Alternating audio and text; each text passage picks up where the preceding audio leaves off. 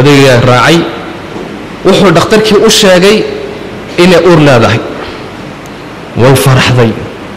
farxad 5 sano sugays farxad isqaadi kari weydi dadkeedii bay ugu sheegtay farxad wala isku yimid farxad ducaa la sameeyay wiilkii ay sugaysay ayaa yimid oo dhashay waxay u bixisay Muhammad ay u bixis laakiin wiilka waa lagu jeexay aad bay ugu faraxday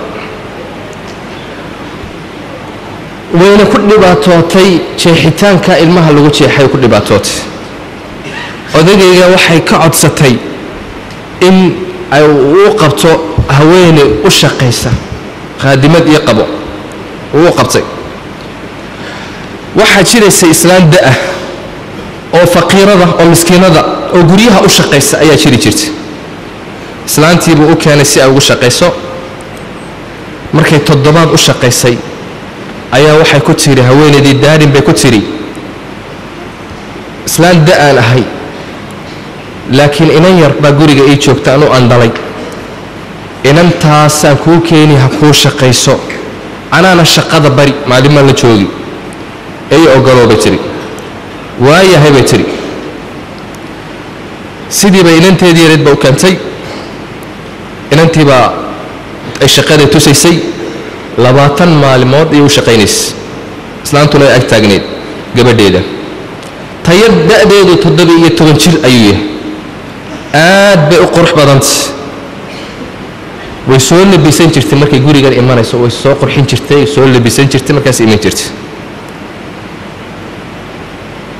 daarin ba aragtay mar walba isa soo qurxisa waxay ku tiraahday soo qurxin way cabsanaysaa odayga oo cabsanaysaa in meesha fidna ka dhacdo maybu ku yiri maxaa dhibaato ah iyadoo foolxum inta ku iman lahayd soo qurxisa dhibaato male inay faliisiiso ay doontay waxay tiri wuxuu ku yiri may 40 ka dhamayso kadibna markaa iska faliisi laakiin ku shaqeyso tiyada guriga ka shaqeysa way soo qurxisaa 37 maalmood markay u shaqeysay ayaa gabadhii daariin xumadii xanuun dhiigii nifaaskii ayaa xumad ka qaaday ku xanuunsatay odaygii ayaa si caadadiisa si aan ahayn ayuu subaxdii markuu soo baxo uu iman jiray oo wareysan jiray sidee xalay ahayd wadigii xanuunsanayay maxaa subax uu iska soo kacay baabku ka baxay way shakiday maxaa dhacay bay tiri talo muxuu ii soo mari waayay oo baridin waayay way shakiday gabadhii shaqeed ahayd baa u dhawaaqday gabadhii ayaa maqli weyday aad bay xanuunsanaysaa way soo kacday iyada raadinays aqalkii bay dhaxmar martay way ka weyday qolkii ay seexanaysay ay ka raadisay way ka weyday guriga xaqii mandarada ahay bay u kacday waxay aragtay qolkii odaygeegu seexanayeen oo ay wala seexan jireen oo dharkii hurdada xiran tahay oo hurido lugta du saartay albaabka furtay waaba gabadhii oo waa maxay bay tiri waxaad samaysay way ku qayliday ma waxaad seexanaysaa gurigii odagaygaad seexanays oo dharkaygii baad xidhanaysaa dharkii hurdada miyaad xidhan waxay ku tiri hadalkaaga u fiirso ha igu dambaabi gurigan anigaale ma ogid uu i guursaday odaygu in 7 laga joogo caruusad baan ahay arrintiiba meesha khilaaf ka yimid waa la isku qabtay meesha faafaa bilaabay dumarkii iyo xagash dhulka la isku ladgay meesha dagaal xoog la ka dhacay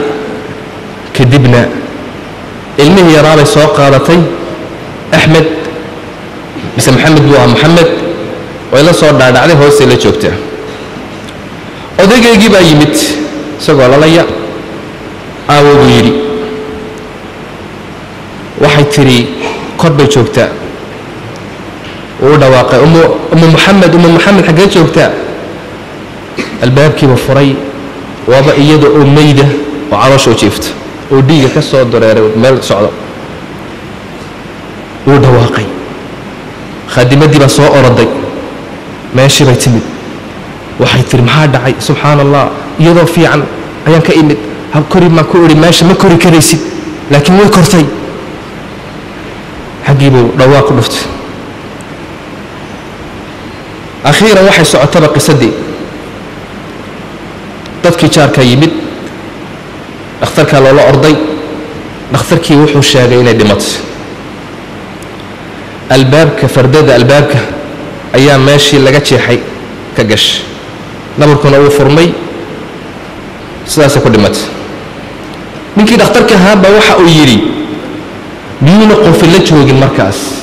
may buu yidhi wiilkayga yar ma la joogay maxamed waa qadar ilaahay baa la yidhi saasaa lagu aas 3 maalmood kadib markii la aasay ayuu reerkoogii ayuu u dhawaaqay gabadha xaaskiisan dhintay uu ogeysiiyey gabadhiina way dhimatay ee kaalaya aabaheed hore u dhintay ahayd hooyadeed iyo walaalkeed baa yimid waxay ku soo tashadeen inay wiilka yarna ay qaataan maxamed ay korsadaan iyagu u soo dhaweeyey inantii shaaqeedda ahayd meesha taagan magaceegana jamaalaad baa la yidhaahdaa meesha joogta ayay aragtay islaamtu waxay ku tiri odayay ku tiri gabadhani waa ayo abu maxamedow waa ayo gabadhani waxa uu ku yidhi innaha zawjati waa haweenaydii daarin iyadoo aan nool baan guursaday gabadhan ma sidaasaa bay tiri haa way shakideen markaa waxay tiri gabadhaydii yaa dilay see u dhimatay waan ka shakisanay habkaad iigu sheegtay inay u dhimatay gabadhan may joogtay haa gabadha waan qabay laakiin lamay joogin maalinkaas qadar allah dushay fuushay albaabka jeedhay nabarkaasaa ku furmay gabadhii yareed bay eegtay caruusadii jadiidka ahayd waxay tiri maxamedow i dhegayso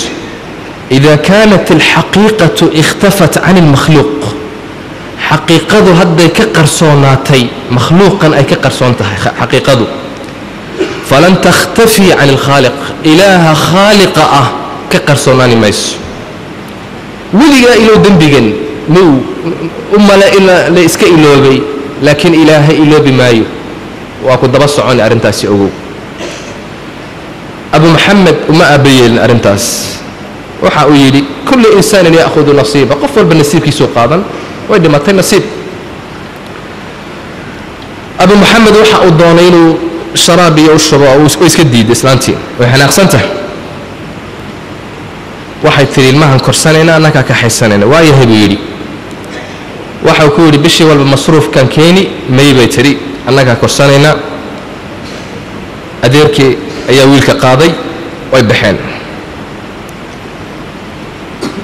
haweenaydii shaqeeda ahayd jamaalaad la oranayay gurigii viilada ahaa ayay ku nimcaysataa ku dhex noosh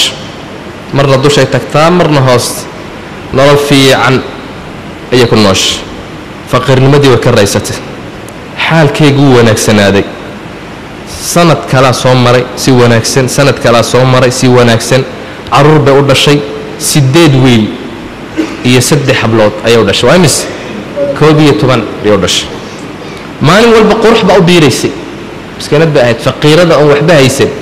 نمعد بسوقش لكن ذنبي قميرة إلهي أدونك سواء كاذية مركو قبتنا كما سيبتو يدو أن نمعد كنال أيا أدقي وحي كتيري وحن دوني يا إنا الصويرة الحيسنو إير هو ده صويرة بدلنا مقالك للنجاة صويرة الحيسنو وايا هيبو يري